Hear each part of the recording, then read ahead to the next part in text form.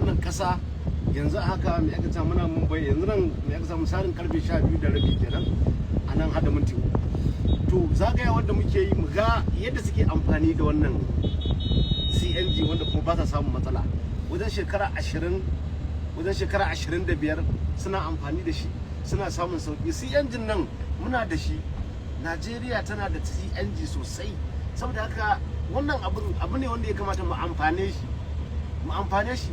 Fetur da gas na rabuwa suke yi, CNG nan karuwa yake ko kuma muna da shi a dankare. To abinda ake nuna muku saukin wannan abun kamar 50% ne, 50% na kamar 50 a cikin 100 na ya ce abinda za ka kashe a cikin petroleum. In petroleum naira 10 ne, wannan naira 5 ne. Wannan in petroleum zai maka lita ɗaya zai maka tafiyar 30 km, to CNG zai maka tafiyar 60 km. Kaga akwai sauki a cikin wannan. A kokarin shugaban kasa da kullun yake yi ya ga ya taimaka, ya taimaki mutane musamman ma masu karamin karfi.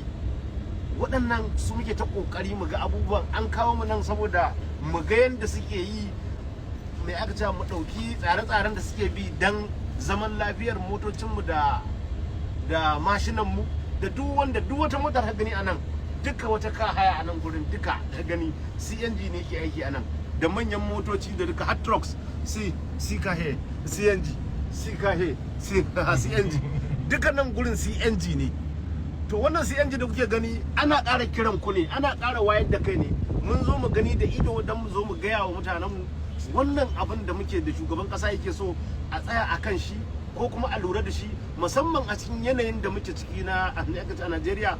Ana buƙatar wannan saukin, ana buƙatar wannan saukin a ta ko'ina. Muna ta ƙara ƙoƙarin mu gaya abin yake. Mun je gurin mai haɗa silinda, wannan silinda ba ta da haɗari. Mun je gurin wanda suke ba da gas suke sayowa, mun je gurin wajen shekara 20 ko 15 suna yi, saboda ka wancan shekara 25 wannan motoci ke sayowa, shi ke sai da ka duk wanda yake da bukata ya zo ya ɗauka. In kwambatin kuke so gashi